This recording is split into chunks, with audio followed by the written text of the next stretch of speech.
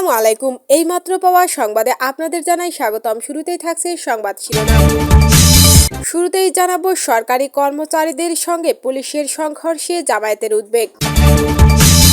জানিয়ে দিব ইনকিলাব মঞ্চের নেতাকর্মীদের ওপর সাউন্ড গ্রেনেড নিক্ষেপ। থাকছে বিস্তারিত। জানাবো জুমার নামাজের সময় বড় বিস্ফোরণ, মিনিটে মিনিটে বাড়ছে নিহতের সংখ্যা। সর্বশেষ জানাবো বিএনপির ৫১ দফা নির্বাচনী ইশতেহারে যা আছে। থাকছে বিস্তারিত। সুপ্রিয় দর্শক, এতক্ষণ শুনছিলেন সংবাদ শিরোনাম, এবারে থাকছে বিস্তারিত সংবাদ। তার আগে অনুরোধ থাকবে ভিডিওটি ভালো লাগলে এবং সর্বশেষ আপডেট সংবাদ পেতে চ্যানেলটি সাবস্ক্রাইব করে পাশেই থাকবেন। ধন্যবাদ।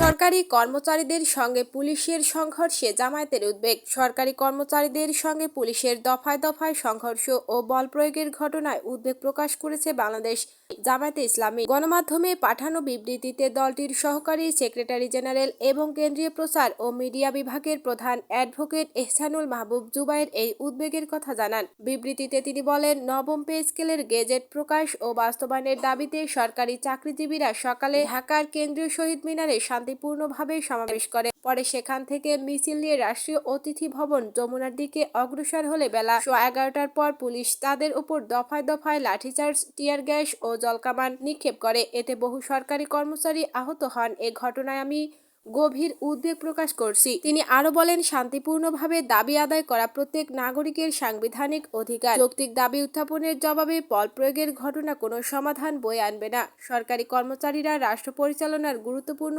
অংশীদার। তাদের ন্যায্য দাবিকে সম্মান জানিয়ে দ্রুত তা বাস্তবায়নে কার্যকর উদ্যোগ নেওয়া সরকারের দায়িত্ব। জামায়াতে ইসলামীর আমির ডক্টর শফিকুর রহমান সরকারি কর্মচারীদের যৌক্তিক দাবি আলাপ আলোচনার ভিত্তিতে সমাধানের পক্ষে। তিনি শান্তিপূর্ণ উপায়ে উদ্বুদ্ধ পরিস্থিতির সমাধানের জন্য সরকারের প্রতি আহ্বান জানিয়েছেন।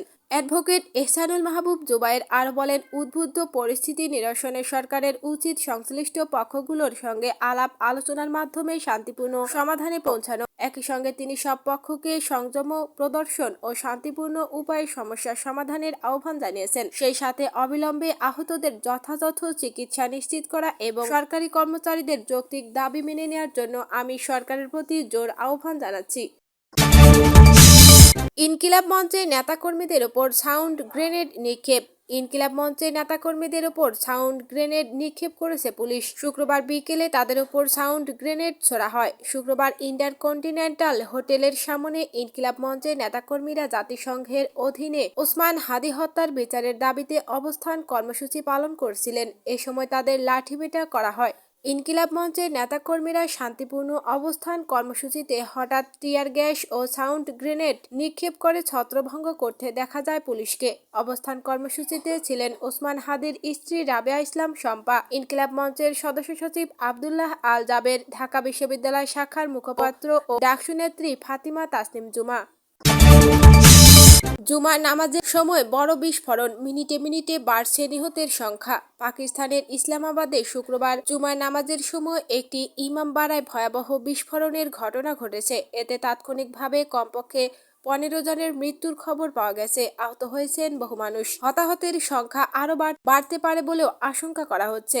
পুলিশের একজন মুখপাত্রের বরাত দিয়ে এ খবর জানিয়েছে পাকিস্তানি সংবাদ মাধ্যম দ্য ডন। প্রতিবেদন অনুসারে ইসলামাবাদের তারালাই এলাকার একটি ইমামবাড়ায় বিস্ফোরণটি ঘটে। পুলিশ এবং উদ্ধারকারী 1000-এরও বেশি সদস্য ঘটনাস্থলে পৌঁছে উদ্ধার অভিযান শুরু করেছে। ইসলামাবাদ ক্যাপিটাল টেরিটরি পুলিশের মুখপাত্র তকি জাওয়াদ বলেছেন, বিস্ফোরণের প্রকৃতি এখনও নির্ধারণ করা যায়নি। এটি আত্মঘাতী নাকি পুঁতে রাখা বোমা ছিল, ফরেনসিক দলগুলো তা নির্ধারণ করবে। ইসলামাবাদের polyclinic, Pakistan Institute of Medical Science এবং সিডিএ হাসপাতালে এর মধ্যেই জরুরি অবস্থা জারি করা হয়েছে। সংশ্লিষ্ট মুখপাত্র আরও বলেন, প্রধান জরুরি বিভাগ, অর্থোপেডিক বিভাগ, বার্ন সেন্টার এবং নিউরোলজি বিভাগগুলো সক্রিয় করা হয়েছে। আহতদের পিআইএমএস অ্যান্ড পলিক্লিনিক হাসপাতালে স্থানান্তর করা হয়েছে। 2025 সালের 11 নভেম্বর ইসলামাবাদের G11 এলাকায় একটি জেলা ও দায়রা আদালত ভবনের বাইরে আত্মঘাতী বিস্ফোরণের 3 মাসেরও কম সময়ের মধ্যে আজকের ঘটনাটি ঘটল। ওই বিস্ফোরণে 12 জন নিহত এবং 30 জনেরও বেশি আহত হয়। এদিকে বিএনপির 51 দফায় নির্বাচনী ইশতেহারে যা আছে। আসন্ন ত্রয়োদশ জাতীয় সংসদ নির্বাচন সামনে রেখে ইশতেহারে করব কাজ গর্বদেশ প্রত্যয় ব্যক্ত করেছে বিএনপি। এই ইশতেহারের স্লোগান হলো সবার আগে বাংলাদেশ। আগামী দিনে ক্ষমতায় গেলে ইশতেহারে 9টি প্রতিশ্রুতি বাস্তবায়নের অঙ্গীকার করেছে বিএনপি। ইশতেহারকে 5টি ভাগে বিভক্ত করা হয়েছে। এতে মোট 51টি দফাকে বিশেষ গুরুত্ব দিয়ে আগামী 5 বছরের পরিকল্পনা তুলে ধরা হয়েছে। শুক্রবার রাজধানীর সোনারগাঁও হোটেলে এই ইশতেহার ঘোষণা করেন বিএনপি চেয়ারম্যান তারেক রহমান। আসন্ন নির্বাচনে তারেক রহমান দলকে নেতৃত্ব দিচ্ছেন এবং এটি তার প্রথম ইশতেহার।